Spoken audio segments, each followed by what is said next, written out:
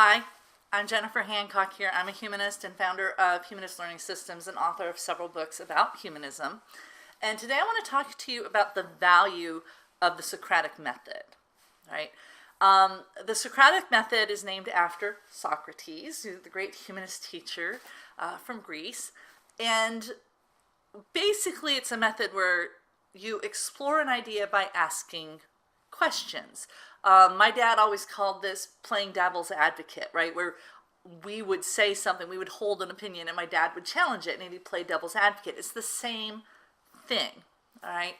And the reason I want to talk about this, especially for people who aspire to be leaders or in charge of people, managers, things like that, is that disagreements are very common among people. Humanists don't agree on anything. That's kind of the joke. We're very progressive and we're very opinionated, but we don't agree. And even when we do agree, we'll find reasons to not. We'll actually explore something to the point where, oh, that's where our disagreement is, right? And people on the outside are wondering what's going on. Why are humanists so argumentative, right? And we're not argumentative. We're opinionated, but what we're doing is we're debating. And there's a huge difference between an argument and a debate. An argument is something you try to win. A debate is something you do to learn. All right. And so when you look at this graphic I've got right there, it says foster inquiry, not debate. All right. And the inquiry part is really important. The asking of questions is really, really important, because that's how we learn. We're not trying to win something from the other person. We're trying to learn from them so that our own thinking is improved. All right. Now, if in the process they decide they agree with us, bonus. But that's not why we're doing this. We're doing this because we want to make sure that our reasoning is not flawed. And if someone is telling us we're wrong and they're right, we give them enough respect to say, okay, tell me why. What is it that you know that I don't know? All right. Now, the reason this should be valued and the reason you should practice this when you come in conflict with someone, whether it's online or whether it's in the office where there's a difference of opinions on how to get something done, there's several reasons for this. The first is that you can't make good decisions with bad information. And the reality is no one person knows everything. I've met some really smart people in my time, but I've never met anybody who knew everything. There's always something you can learn. So if you're trying to make good decisions, it's really important that you find out where your own blind spots are. You've got your own set of knowledge, your own set of experiences. This other person has their knowledge and their own experiences, which are different from yours. So I use the Socratic method to help me fill in my blind spots. What is it that I don't know that I should know, right? If I'm in an office and I'm getting pushback on a proposal, it's not because they don't believe me or they think I'm stupid. It's because there's something that they're responding to that I don't know about. There's a reason for the pushback. Finding that out helps me help solve the problem more effectively instead of just going, well, they're just idiots who don't listen to me, right? Because that's never the case. They know something I don't know. By asking them questions, I can find out what that is and help solve their problem and my problem at the same time. Now, in order to make good decisions, like I said, you have to have good information. So one of the things you're going to do through this is try to be science-based. There's a difference between opinion and fact. Everyone's entitled to their own opinions, but they're not entitled to their own facts. And we've come to a point in society where a lot of people think they can just create their own truth. Whatever they think is true is true. That's not how facts work. That's not how the truth works.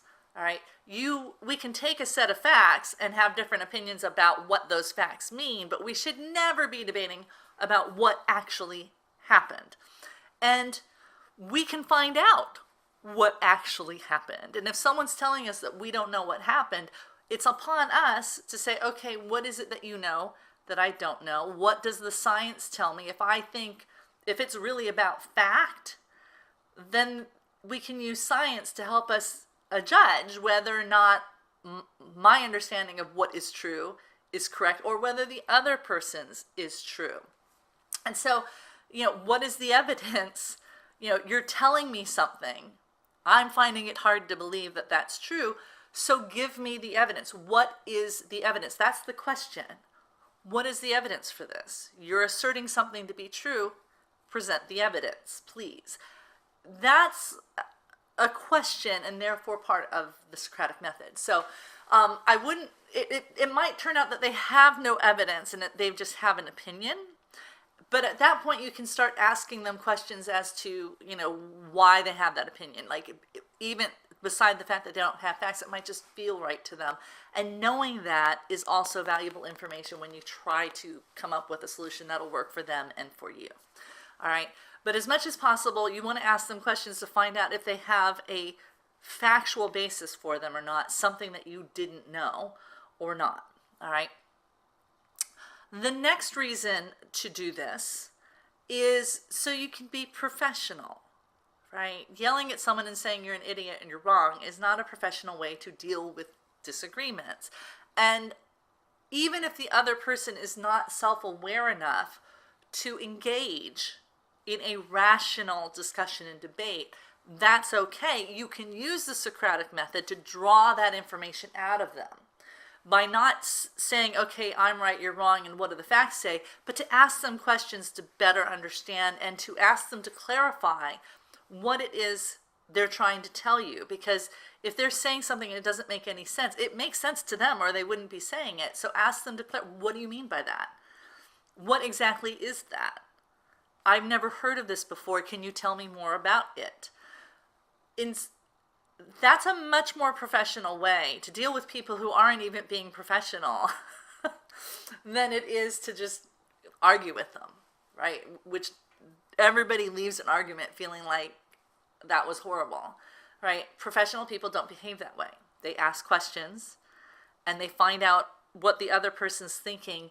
Even if they don't expect that person to be rational, they will still ask those questions, because even if it's not rational to you, it's rational to them. And finding out why they think their position makes sense is going to help you solve their and your problem. The next reason to do this, all right, is that it's supportive. Instead of trying to win an argument, you're trying to understand them. You understand they think there's a problem that needs to be solved. You're helping them figure out how to solve that problem. And that's all very positive. All right. And people like it when you do that. They respect you when you support them. All right. So you come off, again, being more professional when you do this. And the final reason is that you learn something when you do this. When you ask people questions, you always learn something. And like I said, we all have blind spots, and learning what our blind spots are is a good thing. Learning how someone else sees the world is always going to help you with the next person you come across. And the best thing about this all is that there's science to back it up. And we go back to the top part, science-based. This method has been researched by, and I have a course on the Socratic method that you can take where I have links to this. But someone actually at a university did a study on how to change people's minds, and it turns out the most effective method to change people's minds on really contentious issues is the Socratic method. It works. So when you find yourself like in conflict with someone, kind of take a deep breath, step back, and start asking questions. And I promise you, you will turn that dynamic around very quickly when you do that. Now, as I said, I do have a course where I teach this. It's over at humanistlearning.com. It's called Socratic Jiu-Jitsu, How to Win Arguments Without Arguing. This course is also over at Udemy. And it's available as a DVD and on Amazon Prime. And if you have a Prime membership, you can watch this program for free over at Amazon. Yay! So if you want to learn more about how to actually use the Socratic method, go ahead and take the course if you're not familiar with it already.